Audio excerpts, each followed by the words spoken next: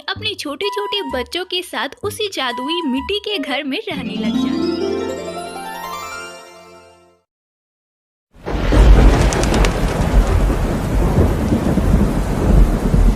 अपने माँ बाप की एक लौती बेटी थी। उसके माँ बाप ने उसकी शादी बहुत ही धूमधाम से पिंटू कबूतर के साथ की थी। पिंटू कबूतर एक बहुत ही बड़ी कंपनी का मालिक था।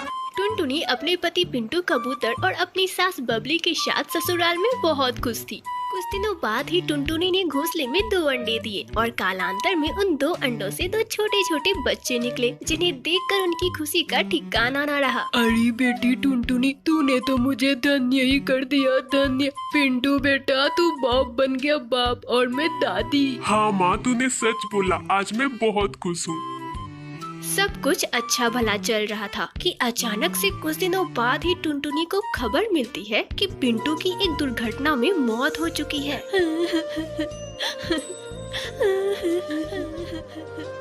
अरे बहू, किसका फोन है? कुछ तो बोल बहू, क्या हुआ? क्यों रो रही है? माँ जी सब खत्म हो गया। माँ जी सब बर्बाद हो गया। पिंटू जी की एक तेज तूफान आ जाने के कारण मौत हो गई। माँ जी। अरे बहू, तुझे गलत जानकारी मिली है। कोई तुझसे मजाक कर रहा होगा। ला दे फोन, मैं बात करती हूँ। बबली टुनटुनी के हाथ से फोन ले लेती है। क्या बात है कालू, क्यों तू टुनटुनी को ऐसे परेशान कर रहा है? और क्या बोला तूने बहू से? आंटी जी, ये बात सच है, पिंटू की मौत हो चुकी है। यह बात सुनकर बबली रोने लग जाती है और पूरे घर में उदासी छा जाती है। समय बीत जाता है और धीरे धीरे अब बरसात का महीना भी शुरू हो जाता है। रोज तेज तूफान और बारिश होने लगती है। एक रात टुनटुनी अपनी माँ जी से बोलती है, माँ जी कितने दिनों से लगातार बारिश हो रही है और हमारा यह घर कितना पुराना और कमजोर है। मुझे डर है माँ जी, कहीं यह टूटकर गिर न जाए। हाँ टुनटुनी बहू, तूने बिल्कुल सही बोला। कल ही मैं कालू से बात करके इसकी मरम्मती करवा लेती हूँ। ठीक है माँ जी, बहुत रात हो गई है, अब मैं खाना लगा देती हूँ। बच्चों आओ खाना खा लो। सभी खाना खाते हैं और अपने अपने घोंसले में सो जाते हैं, पर टुनटुनी की आंखों में नींद न थी। पिंटू जी, आपने तो बोला था कि आप हमें छोड़कर कभी नहीं जाएंगे। पिंटू जी देखिए ना, हमारी हालत कैसी हो गई है।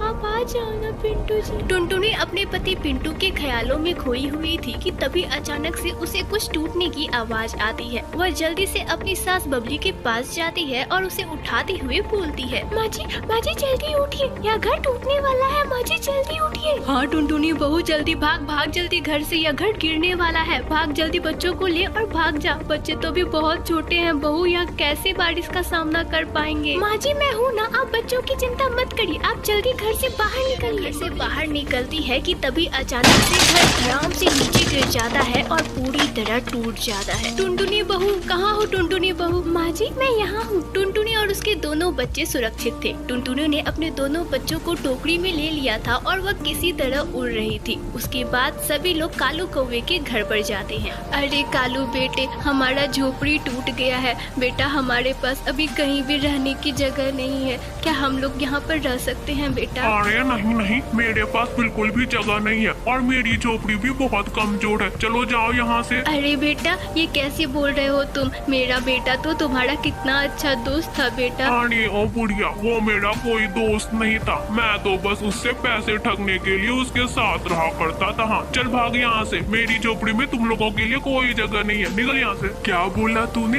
तू सिर्फ पैसे के लिए मेरे पास था? आवाज सुनकर टुनटुनी और बबली दोनों ही पीछे पलटकर देखते हैं तो उनकी खुशी का ठिकाना नहीं रहता है। बेटा, मेरा बेटा आ गया, मेरा बेटा वापस आ गया। पिंटू जी आप आ गए। हाँ टुनटुनी, मैं आ गया।